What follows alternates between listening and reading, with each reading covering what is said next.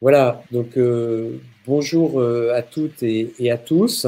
Bienvenue sur ce webinaire de Manag Éduc sur les enjeux de la coéducation post-confinement.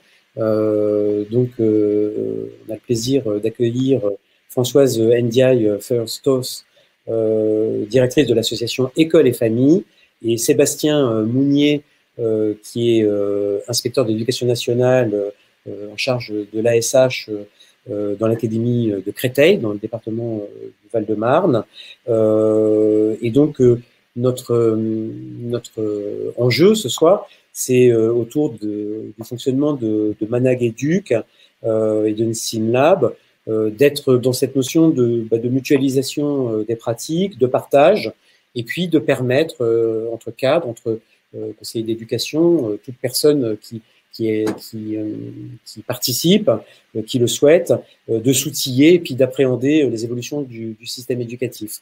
Donc ça, c'est l'esprit global de Manag Éduc, et on est très heureux de vous accueillir nombreux donc pour ce webinaire, donc consacré aux enjeux de la coéducation. Donc je rappelle les enjeux à travers cette période très particulière du confinement et du post-confinement. Il y a eu des effets positifs sur les familles, notamment dans le regard et dans la relation avec les enseignants. Et il y a eu aussi des effets à l'intérieur des familles concernant l'implication des familles. Donc en quoi et pourquoi la relation ne sera plus jamais la même ou plus jamais comme avant? En quoi va-t-elle évoluer? Et que faut-il en tirer pour l'avenir? Donc on est à un moment un peu particulier où un certain nombre d'échanges, à la fois avec M. Mounier et puis Mme Ndiaye Feuerstos, vont permettre sans doute d'élaborer des pistes qui permettront à tout le monde d'avancer sur cette question-là. Je vous invite à vous présenter tout simplement, Mme Ndiaye Feuerstos, sur l'association et voilà. Bon, bonjour à tous. Alors, École et Famille est un centre de... J'ai un écho terrible. Je ne sais pas ce qu'il faut que je fasse. Non, il est pas très très gênant. Il y a un petit écho effectivement, mais je pense pas qu'il soit gênant techniquement. Ok, entendu. Donc, École et Famille est un centre de proximité et de ressources pour les relations école-famille-cité qui est à l'origine créé par des personnels d'éducation nationale.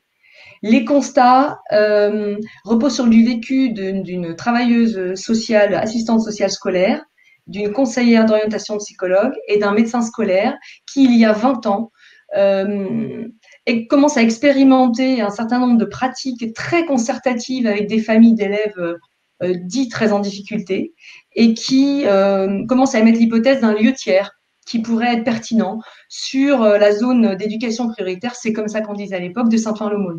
Donc, c'est 2 ans de travail avec le CNRS pour valider certaines hypothèses du côté des enseignants, des responsables institutionnels et des familles, et la création de ce tiers-lieu dans des locaux municipaux prêtés par la ville, et par la mise à disposition par le ministre Allègre à l'époque d'un poste sur quota des GESCO. Voilà, ce poste qui existe toujours et qui est mis à la disposition de l'association. Donc, c'est un lieu carrefour, voilà, au confluent du pédagogique, du clinique, de l'éducatif et du social, pour des situations qui alertent des personnels d'éducation nationale, puisqu'ils sont plus des 3/4 à nous accompagner des situations. Grosso modo, 3/4 de personnel d'éducation nationale et 1/4 de travailleurs sociaux ou d'autres métiers. Quelqu'un se fait du soutien pour une situation et va accompagner vers. Alors, vers quoi? Vers 3 modalités très concrètes de proximité d'intervention. La thérapie familiale avec une porte d'entrée école.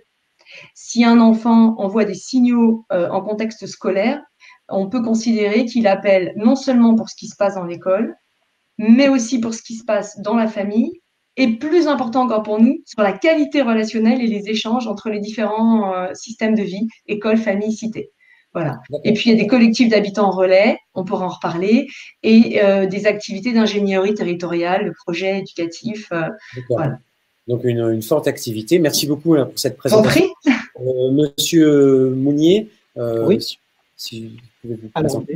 bonjour, bonjour à toutes, bonjour à tous. Donc, je suis inspecteur de l'éducation nationale ASH et numérique du Val-de-Marne. Et auparavant, donc, j'étais inspecteur de l'éducation nationale dans le premier degré à Vitry-sur-Seine, dans le même département, sur un territoire majoritairement en éducation prioritaire. Et c'est là que j'ai amorcé finalement ma réflexion sur la coéducation, dans un contexte où il s'agissait de mettre en œuvre la loi de refondation, la loi de Payon du 8 juillet 2013, qui repositionnait justement pleinement la question de la coéducation comme un levier de réussite pour favoriser les apprentissages des élèves. Et puis donc je suis depuis 2 ans maintenant donc IEN ASH dans le Val-de-Marne, mais sur le champ de l'adaptation scolaire, c'est-à-dire que je m'occupe plus spécifiquement des élèves qui sont scolarisés en SECPA. Je m'occupe également des élèves qui passent par l'ITEP. Je m'occupe également, je travaille avec les dispositifs relais. Bon voilà, donc je m'intéresse de fait fortement toujours à la relation école-famille, qui est forcément un levier majeur pour traiter souvent des situations très complexes et qui appellent à chaque fois le regard croisé de tout un tas de professionnels. Persuadé que c'est forcément dans une analyse systémique des situations qu'on arrive à résoudre et à faire avancer des situations les plus complexes. Voilà. D'accord, très bien. Ben, merci beaucoup pour cette présentation. Pour dire d'où on parle, je ne me suis pas présenté, donc juste un petit mot. Benoît Montaubric, donc je vais être facilitateur de ce webinaire et je suis principal dans un collège à Dinan, donc un collège de centre-ville, avec une SECPA qui est relativement importante. Et donc, voilà, je suis tout simplement là pour faciliter ces échanges. Alors, pour démarrer, cette notion de coéducation, est-ce qu'on peut peut-être préciser un petit peu, derrière ce terme, qu'est-ce qu'il faut y entendre, quels sont peut-être les lieux communs à éviter autour de ça, pour pouvoir démarrer, je dirais, nos échanges. Alors, je vais commencer, si vous voulez bien. Donc, oui, pour ce qui concerne l'association École et Famille, ce qu'il nous paraît important de dénoncer là, c'est que quand on parle de coéducation, d'abord, c'est une notion ancienne. On la retrouve dans le Larousse des années 20. Et avec cette notion d'éducation donnée ou reçue en commun. Donc, on est d'emblée dans quelque chose d'extrêmement éthique où il y a le donner et le recevoir. C'est presque comme si même on pouvait parfois inverser. Il y a coéduquer entre parents au sein d'un village. C'était une époque quand même, il faut tout un village pour élever un enfant. Et puis également entre partenaires éducatifs sur un territoire. Ça me paraît très important de sortir d'emblée du face-à-face école-famille et d'introduire des partenaires de la cité, des partenaires éducatifs. Quand je dis cité, c'est au sens d'Aristote, c'est pas au sens de la cité d'habitat social.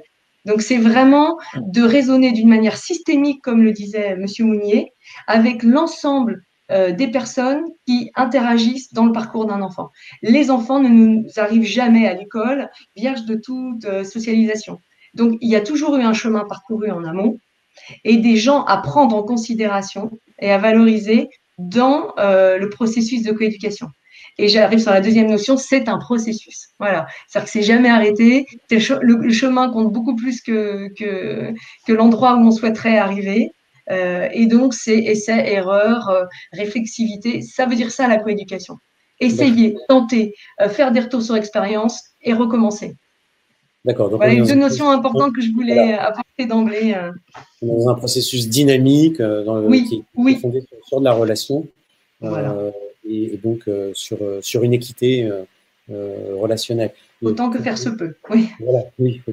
Pour vous, Monsieur Mounier écoutez, sur la coéducation, je crois que, du point de vue historique, s'il s'agit de la relation proprement dite entre l'école et les familles, on sait bien que historiquement, le système éducatif s'est pas construit main dans la main avec les parents, bien au contraire. Donc, je dirais que malgré tout, même si le concept ou les mots, on peut les retrouver dans un dictionnaire en 1920, concrètement, sur la relation école-famille, on n'y était pas.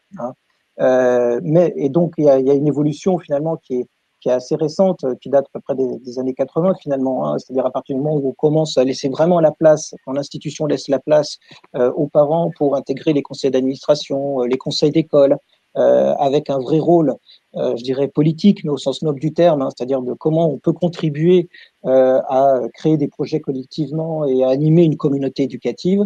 Pour moi, je dirais que c'est là qu'il y a vraiment la genèse, hein, du principe de coéducation, à partir du moment où vraiment l'école finit par ouvrir les portes aux parents.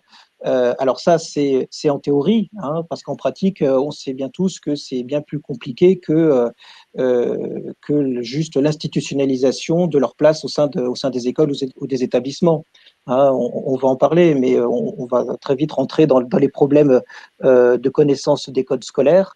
Donc voilà, donc la coéducation, elle reste toujours à construire, même si le système éducatif français ne cesse de répéter depuis un certain nombre d'années que c'est à nous aussi d'aller vers les parents et pas seulement attendre que les parents viennent vers nous, pour les raisons que je viens d'évoquer de connaissance des codes et du système.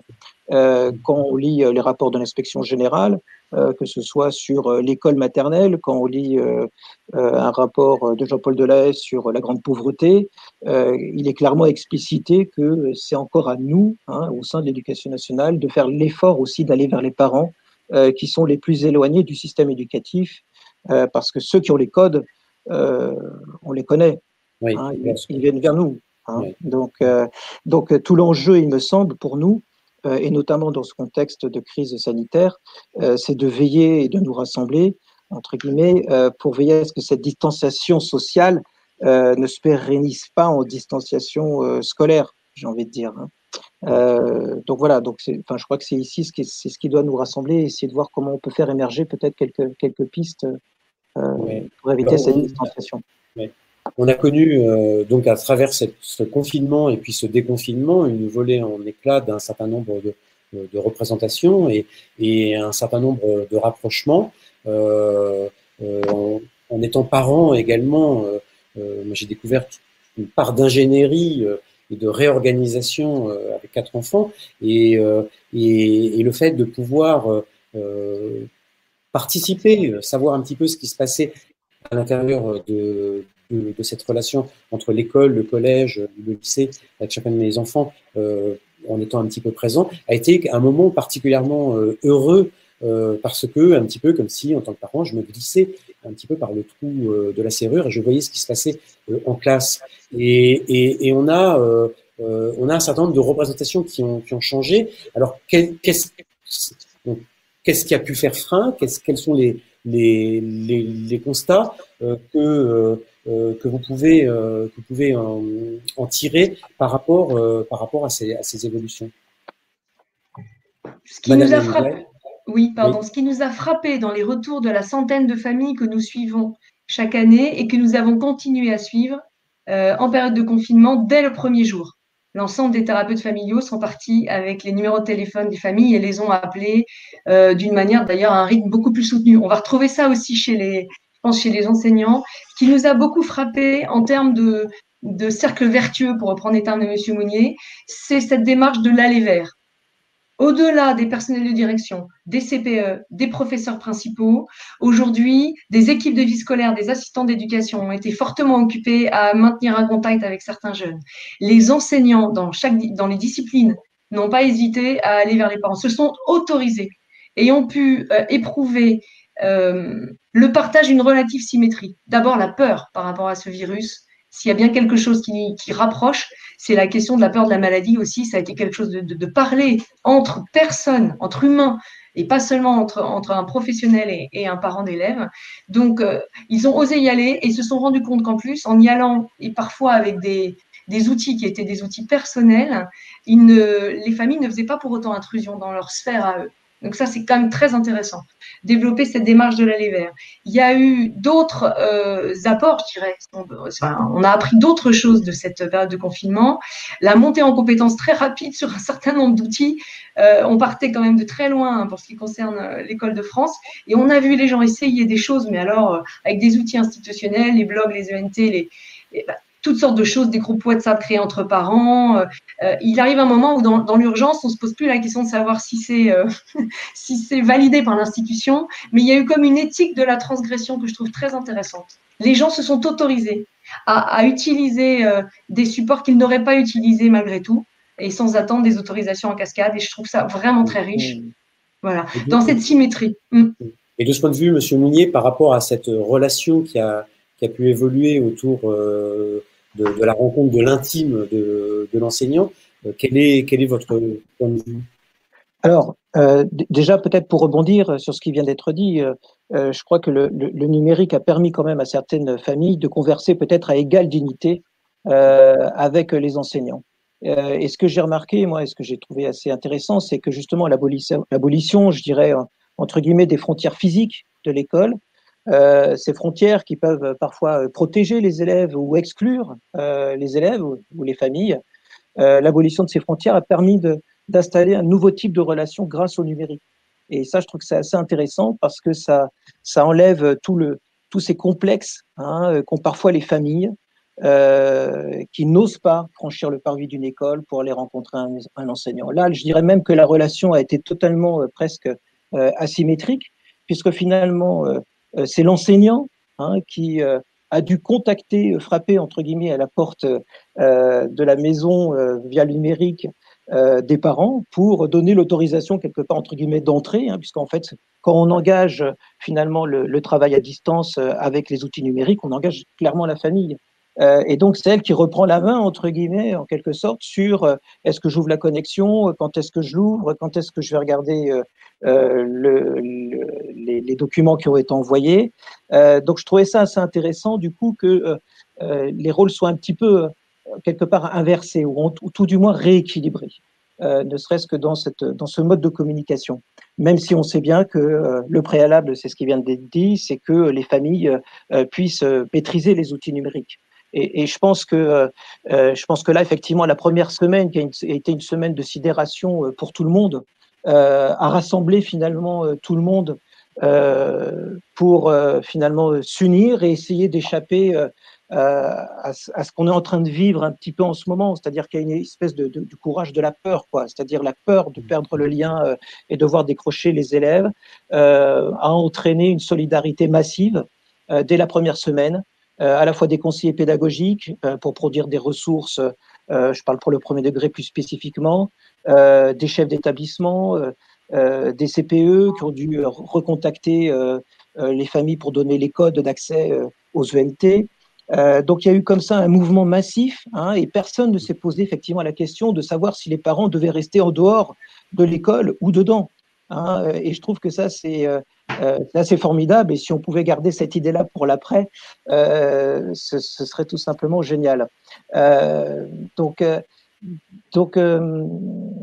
suis en train de dire, excusez-moi, en même temps, le commentaire. Je ne suis pas certaine que les familles qui n'osaient pas s'adresser à l'école aient osé le contact davantage personnel avec les enseignants. Alors oui, alors peut-être après, il y a d'autres freins. C'est vrai qu'il y a encore des familles qui n'étaient pas connectées. Il faut pas tout repeindre en rose. Mais en tout cas, ce que je veux dire, c'est que l'enseignant, en tout cas les enseignants, se sont posé la question de savoir s'ils pouvaient rentrer en contact avec toutes les familles. Et ce geste-là, il n'était pas si évident avant. Même si effectivement les familles ne répondaient pas forcément présentes, au moins, comme je disais en introduction, comme c'est parfois préconisé par les inspecteurs, par l'inspection générale, nous avons joué le jeu d'aller vers la communication. Alors parfois c'était par des envois postaux, c'est-à-dire que lorsqu'ils n'avaient pas accès au numérique, nous on a vu des équipes se mobiliser clairement sur le terrain pour essayer de trouver des idées, pour donner accès à des supports papier. Donc on est bien allé vers. On est allé vers le partage de savoir. Voilà. Oui. Et je pense que cette démarche est intéressante. Oui. C'est vrai que sur le terrain, on a vu énormément d'enseignants, de chefs d'établissement, de personnel d'établissement aller vers les familles, apporter des outils numériques, parfois sans succès aussi, ça a pu arriver parce que ça peut être quelque chose qui n'est pas évident à maîtriser, mais aussi avec un accompagnement qui a pu être à travers du papier, à travers de donner des manuels et de fournir des éléments qui ont permis effectivement aux parents d'être associés et puis d'établir des interactions. Donc c'est vrai que cet aspect de l'interaction a été particulièrement vivant et a généré, alors je pense dans la plupart des établissements, des mails par centaines, des fils de discussion, donc parfois des choses qui pouvaient rendre un peu plus difficile l'accès à la déconnexion, hein, aussi bien chez les enseignants que chez les parents et chez les élèves. Et c'est vrai qu'il y a eu quelque chose qui a osé une proximité sur le plan des autres constats que l'on peut faire sur cette période de déconfinement et de construction de nouvelles formes de relations. Alors, sur les parties un peu vertueuses, je viendrai après avec les choses qui fâchent, hein, des retours qui ont été plus complexes. Première étape, équiper tout le monde, une espèce d'entraide, que ce soit dans des quartiers prioritaires, dans des zones beaucoup plus rurales. Quand vous voyez une chef d'établissement arriver en vélo électrique et distribuer des pochettes papier dans la cour de la ferme, ça fait quand même un drôle d'effet. Des témoignages qu'on a pu recueillir d'autres territoires. Idem quand des structures classes, un contrat local d'accompagnement à la scolarité, réouvrent, réinstallent, aménagent les espaces pour que des enfants puissent travailler quand ils n'ont pas la capacité à travailler chez eux. On a vu des trésors d'inventivité, ça c'était la phase 1, tout le monde est sidéré, il faut s'équiper, on essaie de s'organiser. Et puis, je trouve qu'au fil du confinement, notamment avant les congés de printemps, en tout cas sur Paris, ce qui est devenu fort intéressant, c'est que les parents ont découvert qu'enseignant, c'était un métier et que c'était extrêmement complexe. Et que du côté des enseignants, ça a demandé un effort qu'on a vu produire, nous, d'explicitation des consignes, de passage par le parent, y compris pour des lycéens qui étaient en difficulté de compréhension, de multiplication de tentatives pour créer des travaux de groupe, de l'interaction par les classes virtuelles et de faire rentrer l'école à la maison, les parents ayant accès à cette espèce de boîte noire de l'éducation nationale qui est la séquence pédagogique. Parce que les parents y vont pour des réunions souvent formelles, parfois croisent les enseignants dans des contextes plus informels, mais ça, c'est vraiment un rêve de tout parent d'être une petite souris dans la classe et de voir comment s'élabore cette relation pédagogique. Donc, le parent avait accès à la relation pédagogique et l'enseignant, parfois, à la relation éducative familiale. Voilà, ça bouge, ça crie. Il y a des familles qui témoignaient qu'elles avaient mis 1 semaine ou 15 jours à apprendre à vivre ensemble. Tellement il y avait une vie très, très occupée, suroccupée, fragmentée, et que d'un seul coup, l'ensemble des membres de la famille étaient réunis sous un même toit, et que l'école est passée clairement pendant quelques jours en seconde partie. Mais une fois qu'on sait pourquoi, parce qu'il s'agissait de poser un équilibre familial, d'éviter par exemple des situations qui auraient pu relever de la protection de l'enfance, parce qu'il fallait parler, dialoguer, se redécouvrir en famille. Quand on sait ça, on voit la lenteur à se connecter peut-être d'un autre regard aussi. Je pense que c'est important de le dire.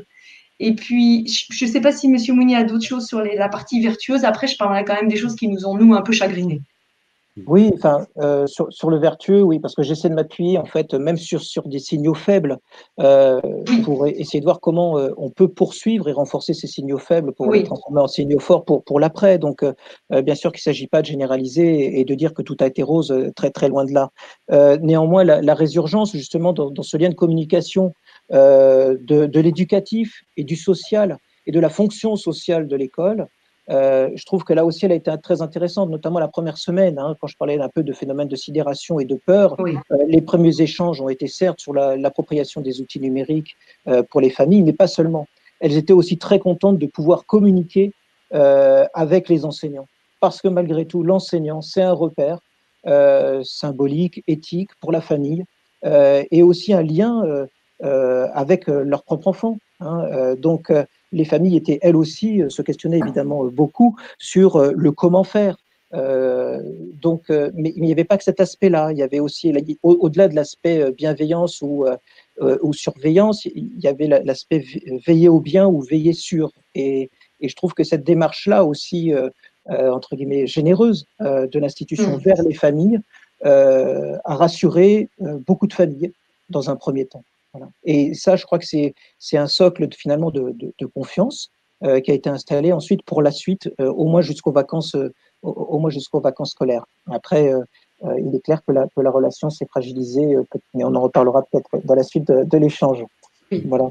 Et il est vrai que cette vue de l'enseignant sur l'éducatif, sur cette prise en compte, a été particulièrement importante, a généré beaucoup d'échanges dans les équipes pour pouvoir répondre au mieux et en fait avoir une prise en compte de ce qu'est vraiment l'élève, l'enfant, le collégien ou le lycéen dans la dimension de ce qu'il vit, puisque les enfants pouvaient avoir un autre rythme, avoir des charges aussi à s'occuper de frères et sœurs.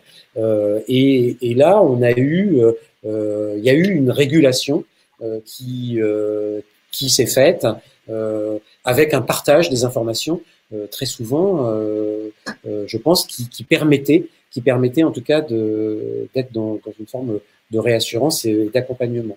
Donc effectivement, des gestes parentaux qui ont évolué, des gestes professionnels des enseignants qui également ont évolué. Est-ce qu'il y a d'autres points, d'autres éléments de terrain, d'autres réalités, Madame Anne-Faustos? Oui. Vous avez Oui, ce que vous dites me fait évoquer une dimension de la coéducation qui est le partage de responsabilités et des conséquences pour l'avenir.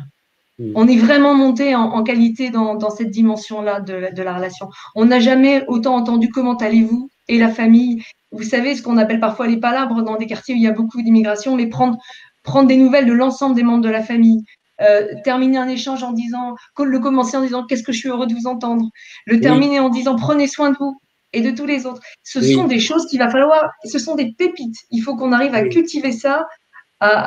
Des choses qu'on a semées qu'il faudra fertiliser. Ouais. On a pu, là, dans mon établissement, entendre non pas des merci, mais des merci de votre écoute, des formules tout à fait chaleureuses et puis nouvelles, voilà, de rapprochement et parfois avec certaines familles, notamment, peut-être plus particulièrement les familles en SECPA, même si on a eu un décrochage qui s'est plutôt accentué, hein, ça c'est quand même un aspect important, mais on a, avec un certain nombre de familles, démarré un lien qui est nouveau, qui n'existait pas, un intérêt, une écoute sur les questions d'orientation, sur le sens de ce qui s'est passé dans les échanges, lorsqu'il y avait des accompagnements, par exemple à la connexion, pour aider à la connexion, et donc petit à petit un certain nombre de relations et une reconnaissance qui est manifeste, qui est dite de façon ouverte et qui, je pense,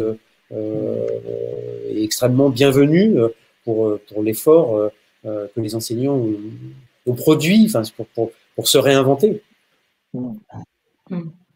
Monsieur Monnier? Oui, non, simplement sur les échanges, hein, toujours sur la nature des échanges grâce au numérique, il y a aussi je veux dire, peut-être des gestes professionnels qui ont évolué à cause du contexte d'urgence, c'est-à-dire que toutes les questions relatives à l'utilisation du téléphone portable, à la messagerie, aux outils de messagerie, tout ça a un peu volé en éclats, hein, c'est-à-dire que les enseignants se sont rendus compte qu'en donnant le téléphone portable pour communiquer avec des parents, il n'y avait pas d'ingérence de la part des parents dans la sphère de l'intime de l'enseignant. Et je trouve que ça aussi c'est intéressant parce que souvent la question est posée parfois même par les professeurs stagiaires qui débutent dans le métier en disant mais est-ce que je peux donner mon téléphone portable pour communiquer avec une certaine famille? Écoutez, rien ne l'interdit. Bien sûr, c'est délicat parce que c'est un outil personnel, mais à partir du moment où il y a le consentement mutuel entre guillemets entre le professionnel et le parent, si ça permet très honnêtement d'améliorer la communication et de fluidifier les contacts, je vois pas ce qui l'empêche. Bon. Donc là, je pense que là, beaucoup d'enseignants se sont réfugiés sur des outils numériques qui d'ailleurs qui n'étaient pas conformes à RGPD. Hein. Je rappelle qu'il y a aussi je suis sur le numérique, donc j'ai toujours ça en arrière-pensée. Donc on a utilisé des outils, les professeurs ont utilisé des outils comme WhatsApp. Donc, je rappelle qu'il y a CHAP à l'Éducation nationale qui permet un réseau de communiquer de manière professionnelle et qui est RGPD. En tout cas, ce que ça fait émerger, c'est la nécessité, en tout cas, d'avoir des plateformes d'échange.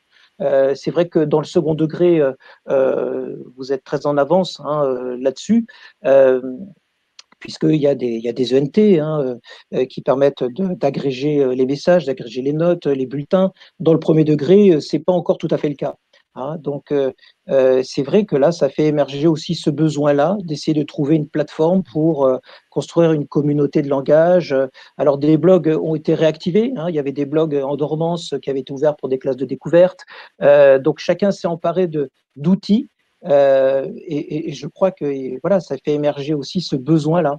Hein. C'est vrai qu'au départ, beaucoup sont allés sur des visios, sur des outils tels que Zoom et autres, parce que voilà, tout n'était pas encore tout à fait prêt en termes de bande passante au sein des outils d'éducation nationale qui n'avaient pas été formatés pour ça, hein, évidemment. Donc les choses se sont améliorées au fur et à mesure du temps. Mais en tout cas, voilà, il y avait besoin de communiquer et les enseignants s'y sont mis, ont levé, hein, malgré eux, un certain nombre de tabous.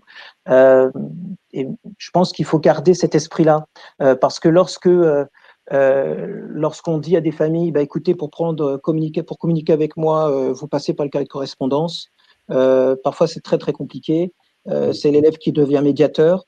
C'est lui qui porte la responsabilité de communiquer ou pas le message à sa famille, voire de le traduire quand les parents ne parlent pas la langue. Donc je crois que s'il y a moyen d'utiliser des outils numériques qui permettent de faciliter les échanges, je crois qu'il ne faut pas hésiter à les utiliser.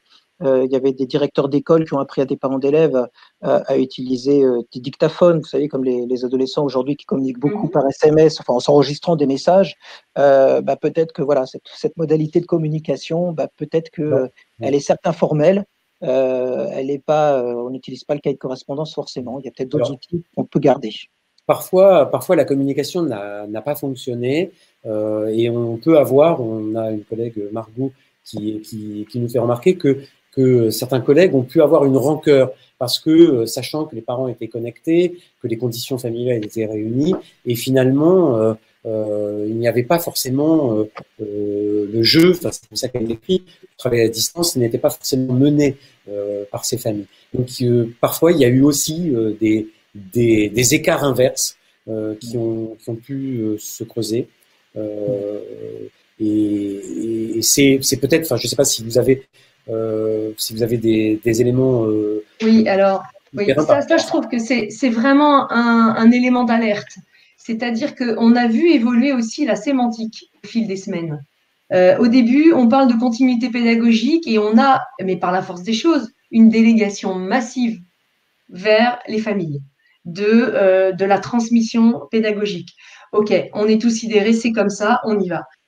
On a commencé à entendre parler ensuite de décrochage du numérique, pour certains, de devoirs non rendus, voilà. Et on se retrouve en période de déconfinement à un webinaire sur la coéducation.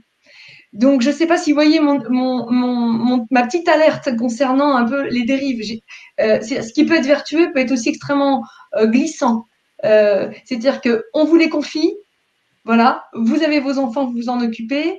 Est-ce qu'on n'a pas un risque de stigmatisation des enfants dans des familles, soit qui ne se seront pas connectés, soit qui n'auront pas réalisé de progrès, qui n'auront pas consolidé leurs apprentissages, qu'on a perdu de vue? Est-ce qu'on ne va pas du coup jeter un peu… Voilà, il y a un petit risque quand même de perte de confiance des professionnels envers certaines familles. Et tout l'enjeu de la deuxième partie, je pense, de ce webinaire, c'est de tracer des pistes pour cultiver plutôt ce qu'on a dit avant que ça. En termes de situations concrètes qui nous sont remontées, pardon, et puis je voulais juste dire aussi, sur le premier degré, quand même, une orientation en ITEP décidée sans la présence des parents en équipe éducative, même en distanciel, un maintien au CP dont les parents nous disent qu'il n'y a pas eu un contact avec l'enseignant. C'est-à-dire que les parents n'ont pas eu accès à tout ce que les enseignants élaboraient avec le RASED, tout le cheminement de la réflexion, et ça, c'est quand même très problématique. Une directrice qui appelle, qui dit pour un enfant dont qualifie d'éruptif, ça s'est bien passé à la maison, eh bien gardez-le, ce sera mieux pour lui et pour tout le monde si on continue comme ça jusqu'à la fin de l'année. Des sondages dans les écoles au moment du déconfinement qui proposent plusieurs solutions aux parents. Petit 1, je garde mon enfant à la maison. Petit 2, je pense avoir un métier prioritaire. J'aime beaucoup le je pense avoir un métier prioritaire et je le remets. Petit 3, j'aimerais bien le remettre, mais j'ai quand même d'autres modes de garde. Là, on a une perte de la dimension collective de socialisation, on a une désinstitutionnalisation de l'école qui nous alertent quand même. Et d'ailleurs, dans les faits, en éducation prioritaire, on a parfois au maximum 25% des effectifs qui sont revenus et c'est plutôt 10 ou 15%. Et donc, c'est comme si, pour certaines familles, ce moment dans l'histoire des relations école-famille leur permettait enfin d'énoncer que la confiance n'y est pas, que le pacte de confiance plus on va proclamer l'école et la confiance et l'alliance éducative. Quand on se rend compte qu'on laisse la possibilité aux parents de choisir ou qu'on n'est pas dans des liens qui avaient construit suffisamment de confiance en amont de cette crise sanitaire, on a des enjeux très forts quand même pour essayer de reconstruire de la confiance tous les jours par des petits gestes quotidiens, par des choses très concrètes pour ne pas perdre ces familles-là. Il y a quand même des signaux qui alertent. Là, pour le coup… Ce qu'on voit, pour passer un peu dans cette deuxième partie du webinaire, c'est qu'il y a aussi pas mal de malentendus et qu'il y a un certain nombre de choses à lever, et que là où des fragilités existent, finalement, elles ont pu être mises en relief et en même temps des choses qui ont pu se construire, mais des malentendus et parfois des décisions unilatérales ou autoritaires et qui, avec la distance de la communication, peuvent être rendues encore plus difficiles à vivre sur un plan familial. Alors, pour rentrer un petit peu dans cette deuxième phase qui serait un peu celle des perspectives, des enjeux, des éléments à retenir pour des points de vigilance, quel est, Monsieur Mounier, quels sont les points sur lesquels il vous semble important de rester vigilant et conserver des perspectives sur le plan de la relation entre l'école et les familles? Écoutez, je vais rebondir sur ce qui vient d'être dit parce que sur tout ce qui est en fait réunion d'équipe éducative, alors là vous citez l'exemple de famille qui n'aurait pas été associée, évidemment c'est une erreur très importante.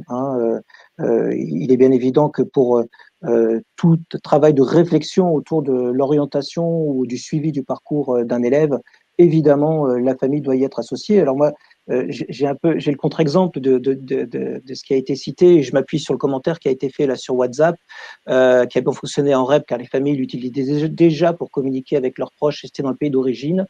J'ai eu connaissance parce qu'on a une équipe d'enseignants régulateurs dans le Val-de-Marne qui interviennent sur des situations complexes avec des élèves dits hautement perturbateurs dans les écoles, d'équipes éducatives qui ont pu se tenir à distance avec justement un parent qui était à l'étranger. Voilà.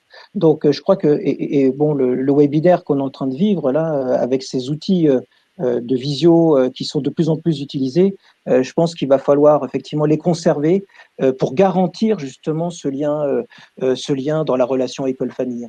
C'est-à-dire que l'excuse entre guillemets de dire ben voilà on n'a pas pu, enfin la famille n'est pas venue, on a quand même tenu la réunion d'équipe éducative et on a prononcé quand même quelque chose comme ce qui vient d'être dit n'a plus entre guillemets réellement lieu d'être dès lors que on connaît désormais les outils institutionnels qui existent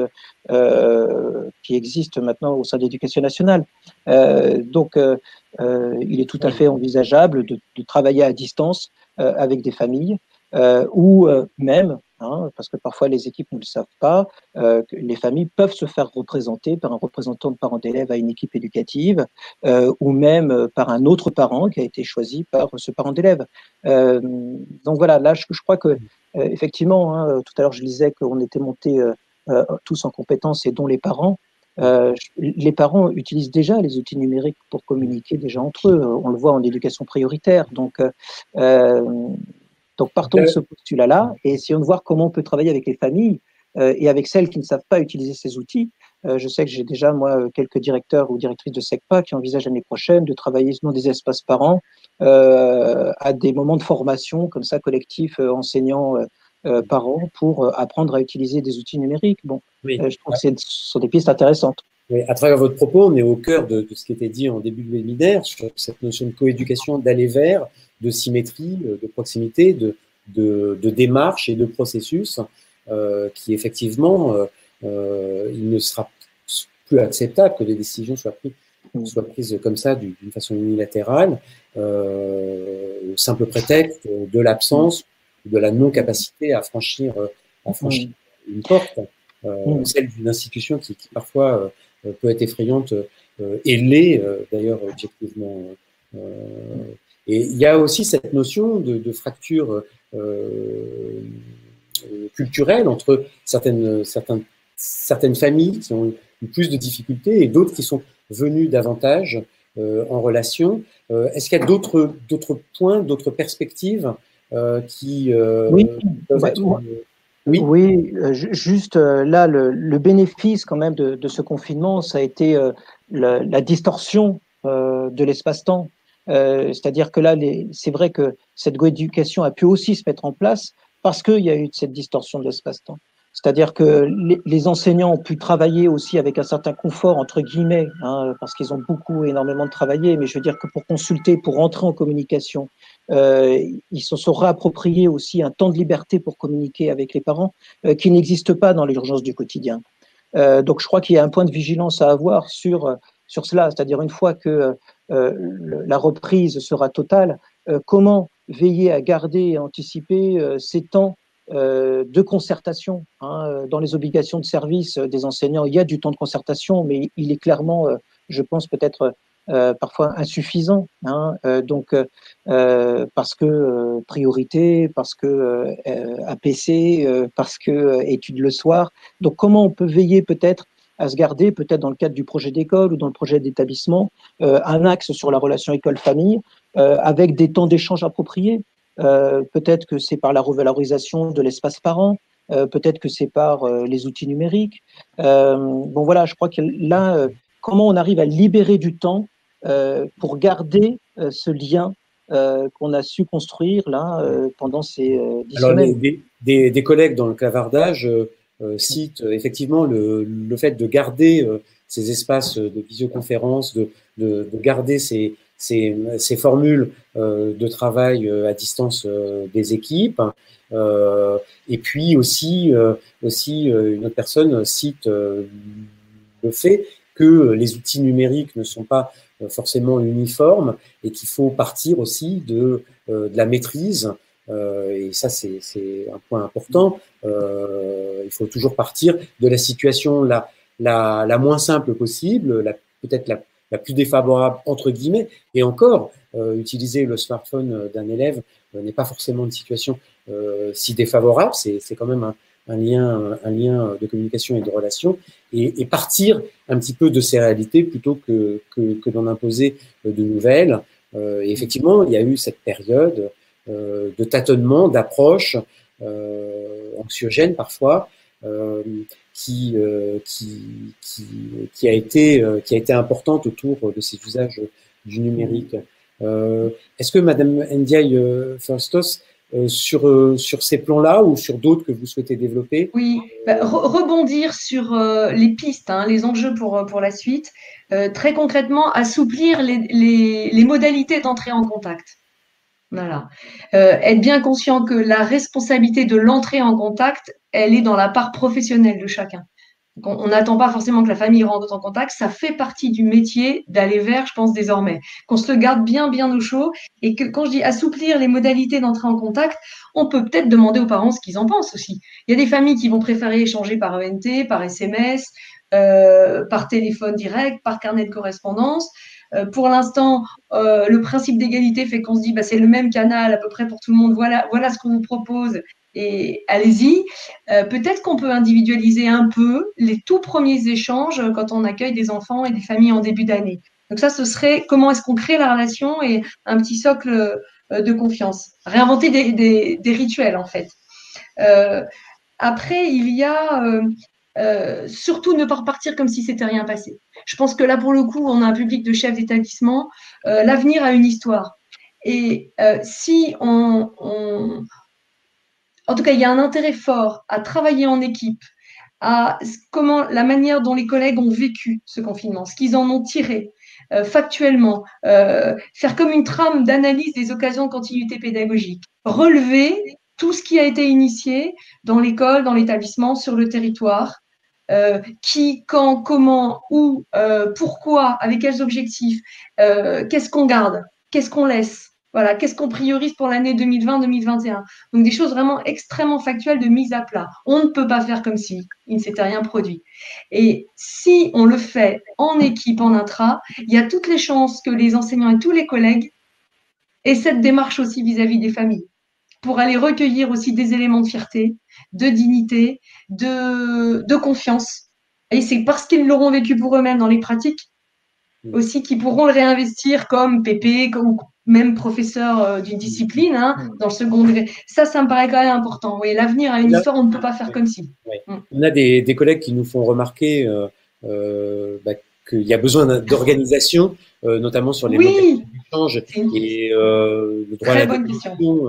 Donc c'est vrai qu'il y a aussi à passer à des outils qui sont codifiés, dans lesquels tout le monde puisse se retrouver.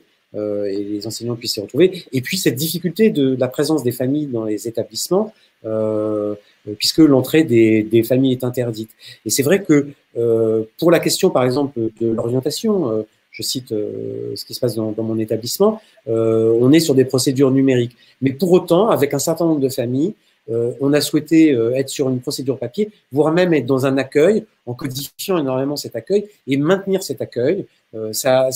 C'est arrivé comme une évidence parce que ces situations sont parfois trop complexes. Et donc, on se met à la frange, mais tout en respectant le protocole sur des zones tampons, peut-être arriver malgré tout à avoir une relation de rencontre. Je pense que c'est souvent un moment de soulagement, en tout cas pour l'avoir vécu, en avoir vécu plusieurs ce matin, de la part des parents, de pouvoir parler de cette question de l'orientation, qui est souvent aussi quelque chose qui n'est pas simple à gérer et à aborder en troisième secteur, par exemple. Ensuite, bon, je souhaitais revenir après sur. Donc là, on parle beaucoup des liens de communication pour atteindre les familles, mais c'est pas une garantie d'apprentissage pour l'élève. Hein. C'est-à-dire que je pense qu'il faut aussi garder en tête que ce que a mis en évidence aussi cette période de confinement, c'est aussi le décrochage d'un certain nombre d'élèves. C'est pas parce qu'on va entrer en communication avec les familles que les élèves vont apprendre. Donc c'est pour ça que je préfère parler moi de continuité des apprentissages que bien sûr il y a la continuité pédagogique, mais je préfère parler moi de continuité des apprentissages, c'est-à-dire comment on arrive à garantir que l'élève va apprendre et pas simplement travailler. Parfois il y a confusion dans la tête des parents, hein, ils pensent que l'élève travaille parce qu'il apprend, enfin parce qu'il est devant sa leçon ou qu'il fait un exercice. Ça ne veut pas forcément dire qu'il y a apprentissage. Donc je crois qu'il y a aussi toute une réflexion à avoir sur la reprise et sur la rentrée scolaire, en collaboration effectivement avec tous les dispositifs d'accompagnement qui existent sur un territoire pour favoriser l'apprentissage des élèves. Parce que quand bien même on apprendrait aux parents les plus éloignés à utiliser les outils numériques, ça n'est pas une garantie qu'ils arriveront à accompagner, comme savent le faire les enseignants, leur enfant dans les apprentissages à la maison.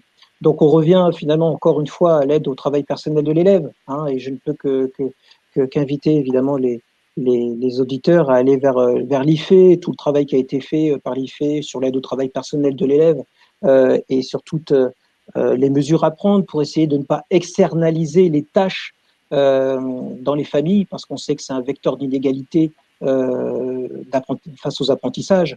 Donc je pense qu'il y a aussi peut-être, et je pense que là les enseignants en ont forcément pris conscience, la nécessité de repositionner cette question-là pédagogique au cœur de toutes les équipes, que ce soit dans le premier degré ou dans le second degré. Là, bien sûr, il y a des outils numériques qui ont permis de vérifier le taux de connexion des élèves dans le second degré à Pronote, mais on sait très très bien que c'est pas parce qu'ils vont se connecter à Pronote qu'ils vont réaliser le travail, d'une part.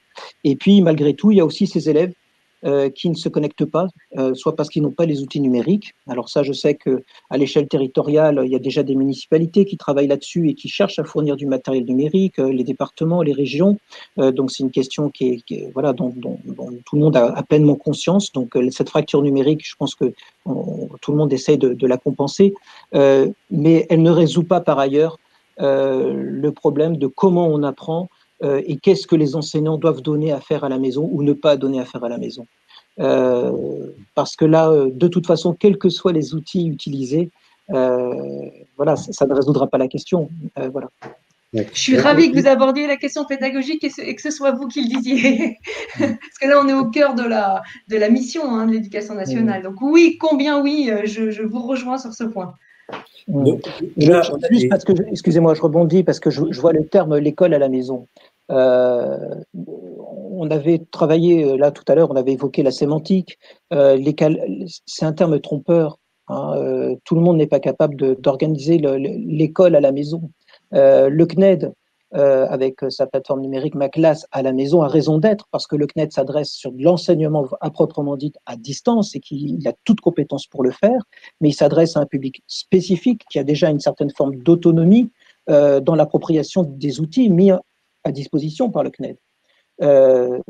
Alors là, ils ont des outils qui sont tout à fait intéressants, mais ça n'est pas une garantie d'autonomie et de classe à la maison.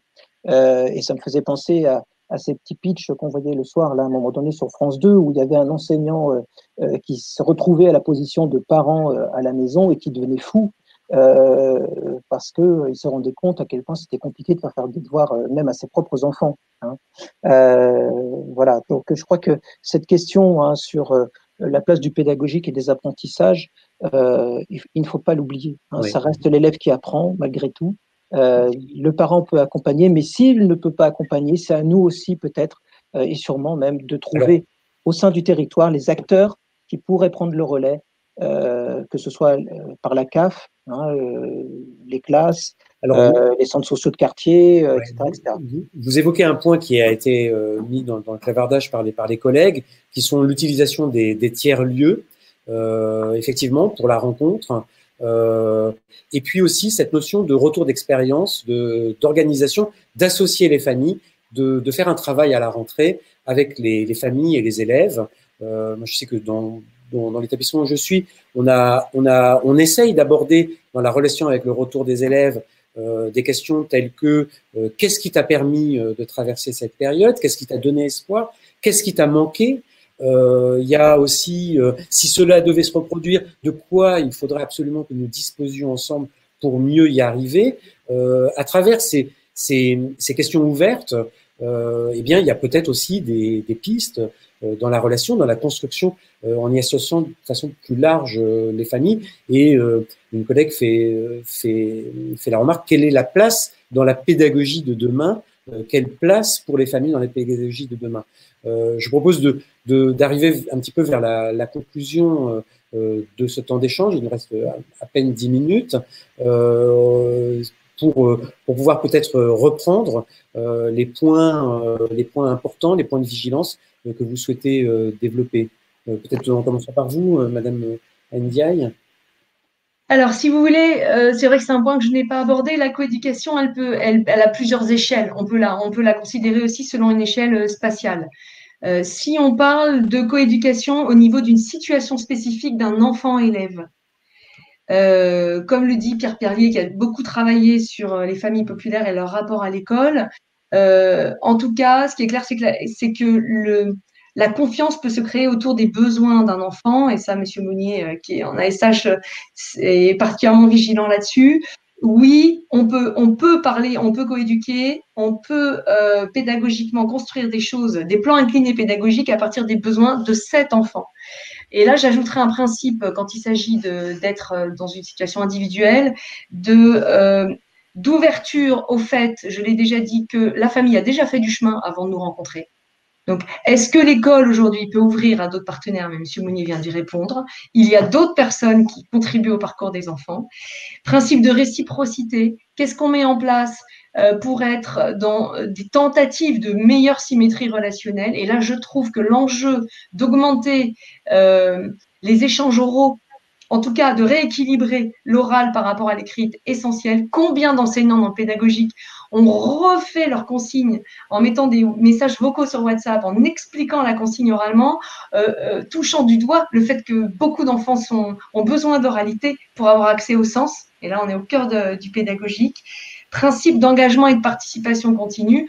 On ne peut pas faire comme si, après avoir confié les enfants massivement à leur famille, y compris sur le plan des apprentissages, on ne peut pas faire sans la famille. Donc, on le parlait sur les équipes éducatives, les ESS, les commissions éducatives. Oui, mais ce sont des instances visibles.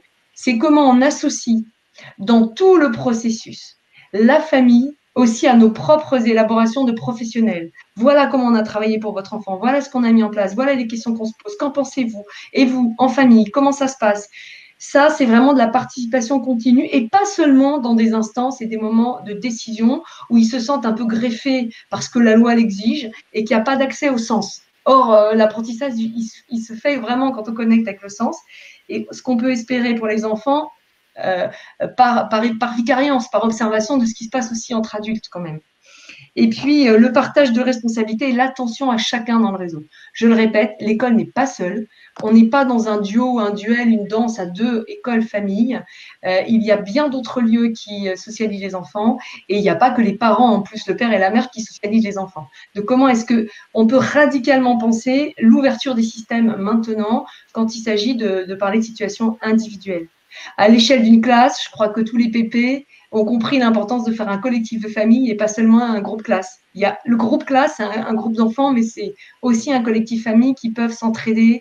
Un enfant, un ado entendra parfois des choses bien mieux d'un autre parent connu du quartier, de la classe, que si c'était ses propres parents. Il y a plein de leviers là activés sur le collectif et l'inter-individuel. Au niveau de l'établissement, soyons audacieux. À quoi servent des CDI fermés la nuit? À quoi servent des réfectoires où parfois il y a des scènes si on ne les utilise pas dans le quartier? Je vous invite là à aller voir le projet de la cité éducative de Chanteloup-les-Vignes où l'espace, le bâti, à l'aune d'un projet de reconstruction, va être utilisé dans des principes de coéducation. Vous avez des bureaux des directeurs d'école, à côté des bureaux des directeurs du périscolaire, des espaces de coworking, une salle des profs qui vont croiser des parents qui auront un parcours parent. Voilà, le bâti, et on n'a pas tous l'opportunité d'être dans des reconstructions liées à l'ANRU, mais on peut, comment est-ce qu'on utilise des équipements qu'on a déjà? Les gymnases, les stades, voilà. Ça me paraît quand même être un enjeu très fort dans les établissements. Et puis, à l'échelle des territoires, alors là, l'exemple de Chanteloup est quand même intéressant. Donc, comment est-ce qu'on décline tout ce qu'on a appris à toutes les échelles en fait de coéducation?